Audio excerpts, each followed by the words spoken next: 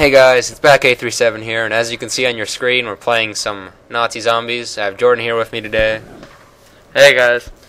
So, well, today we're playing on the map Del Riese, as the 8-year-olds like to call it, and as we like to call it, Der Riese.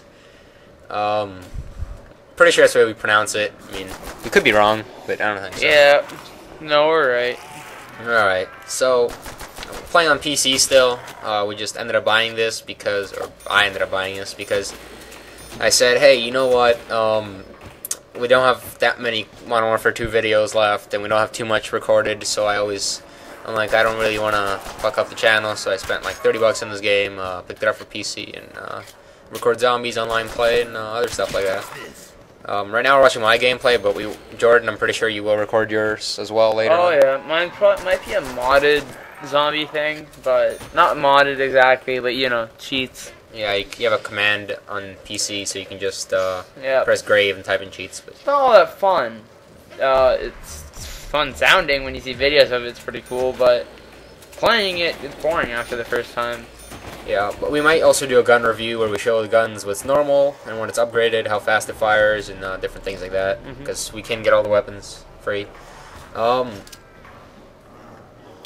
Alright, so again, so we're playing on Der Riese. If you're playing on a console, there are the original map called Nachtentoten.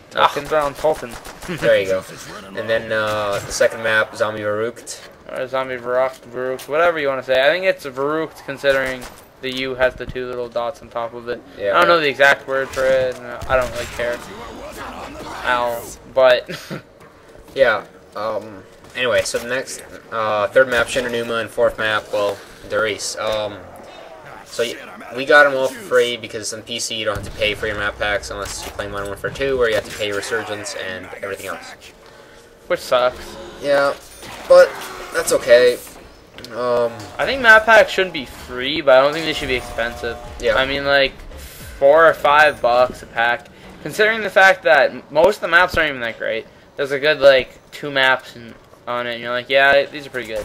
You should be able to pay with money, not just Microsoft coins. That'd be much better. That too. But that's how they make money. Yeah, that's how Microsoft gets their cash. All right, so let's talk a little bit. We're going to talk about a little strategy, talk about a little about ourselves, and different things we have in our minds. So right now, me and Jordan decided that the best thing to do is you farm here until level 2. Farm is a World of Warcraft word. It means gather points. Yeah, so basically, you want to open up the door. If you have your back to the pack-a-punch machine, which is in the middle of the mainframe, which is the giant thing in the middle. I mean, it should be pretty easy to see. It looks like a giant Wanderwolf.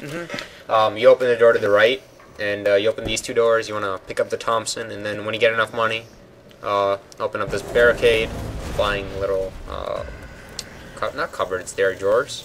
Filing cabinets. Filing cabinets, there it is. Stacked on top of each other. Yeah, so you get down here, sorry to interrupt you there, but you get up here, you turn on the power, right? That bridge comes down.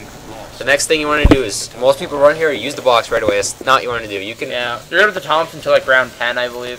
Yeah, you can really survive with the Thompson. I mean, it's not that difficult. Only at some points it can be a little hard, a little frustrating, but that's okay.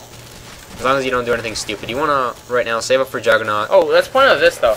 See how there's a nuke that dropped? Most people would run into that thing with their arms spread out, hugging it. No, don't do that at this round, especially when you're playing solo. You want to maximize your points. You only did it there because it was near the end of the round, but you want to maximize your points because, you know, maximizing your points makes a large difference at the starting of any Nazi zombie game. Yeah, I agree.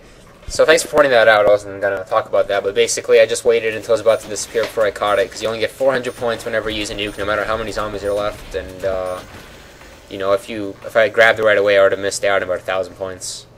So now I just about have enough for Juggernaut. I need a couple hundred more.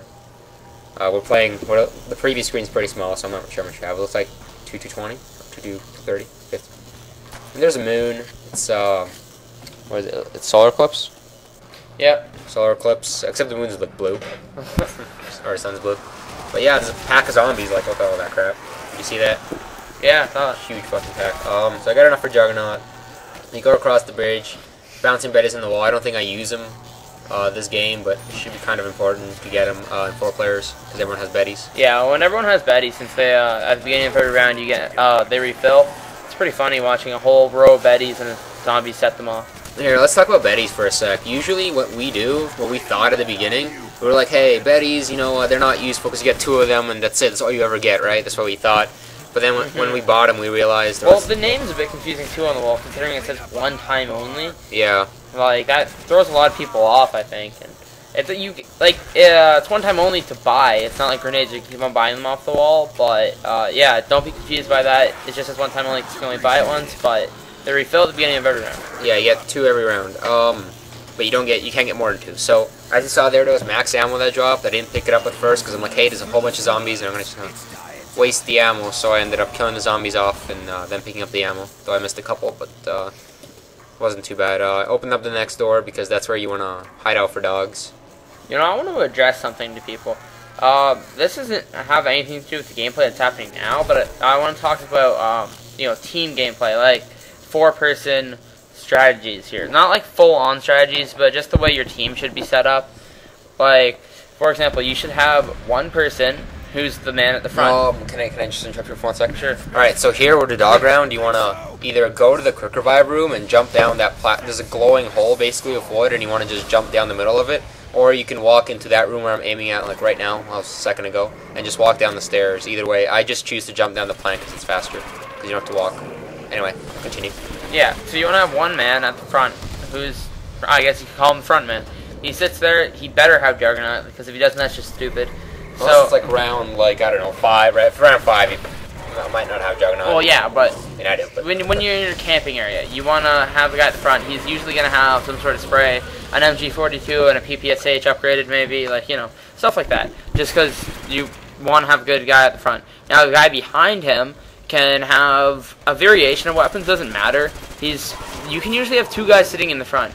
But if both of them have to have sprays, they can't like have trench guns or anything. That's just unacceptable for later rounds, right? So now the person who's standing up in the back, you want him to have. He could even have a PTRS. They're good for like mobbing and stuff. Yeah. But you want him to have a really strong weapon. It could be anything that's just overpowered, pretty much. He could have an LMG or whatever. Doesn't matter. It has to be upgraded though. Like all your guns, you just make sure they're upgraded. Like by round 10, you should like. I think most people get their guns upgraded. At least one gun, not both. Yeah, I usually get my gun. Upgraded on 11, just because. Yep. What happens is as soon as the dog round ends, I link one. Then afterwards, on my way back, because I know the teleporter's there, I end up linking the other, and then I wait about 1 round, and at the end of this round, when I link the 2 teleporters, I run back and I link the 3rd, and I have to save up the money. Now this is This is the last guy. And I can't stress this enough. Not many people think about this, but this will actually get you so far. You want to have a guy who's the AOE man, okay? AOE, area of effect. That means it covers. It's more than just one bullet. It's like let's say the flamethrower, right? And the Wunderwaffe, or the Wunderwaffe, as as Germans say. So yeah, you want him to have those 2 guns so he can take down mobs of people. And he's usually sitting all the way in the back, and he's shooting down, not in front of everybody else, because then, they can't see anything. So, the flamethrower upgraded and the Wunderwaffe upgraded, great for an AoE man. Like, that's just pretty much it. And now, if you have one of those, and you have the whole team set up, and you guys are doing it all right, and you guys have all the good, all the perks, you can make it, I believe, probably to round 40. I mean... Yeah, around 40, and if you go on the catwalk where we were earlier... Yeah, the catwalk in there that you're pretty much looking at, that is the best place for it. I mean, you don't get much better than that, and that's just my tactic that I would use, and I believe that can get you very far. The catwalk we're talking about is the one I'm sitting on right now. And basically the fenced area beside him is where the AoE man would sit, and the 2 front men would sit in the front, obviously, and the guy with the long-range weapons that are strong would sit, well in the back, standing up. And remember, the 2 people in front always want to be crouched. Yeah, so you never have to shoot over their shoulders. I think one of the back people, not the AoE, but should have a this is my favorite combination, PTRS ray gun. I mean, that can... Oh yeah, the ray gun is a necessity for that, because, well, you can use the PTRS normally, right? But then when they need to run up to get an upgrade or something... You want to just spray the crap out of it. With the ray gun, you just kill everything. Here I didn't pick up the nuke just because of the fact that I wanted to, not preserve it, but I had a crawler. Yeah. Kill him. That's also something you want to make sure of. And, one more thing is that never get the ray gun by yourself, because you're going to kill yourself one way or the other. Yeah, because it bounces off objects and it bounces off zombies, and it 2 shots Yeah, will kill you. it also bounces off teammates sometimes, so, you know, you gotta make sure about that. But usually what happens is if you have a ray gun, you're sitting in the back, and you're shooting over your shoulder, you won't hit yourself, because your teammate will take the blast, but he won't take any damage from it. Just how it works. What are we doing here? Link from the teleporter? Going to link the last teleporter right now, and this is basically the end of the video. We have about 30 seconds left. Honestly, this went by really fast. I mean, it's already been 10 minutes. It's been like 40 seconds. Yeah. So I pick up Speed Cola, which I should have done a lot earlier, honestly, but I was kind of procrastinating.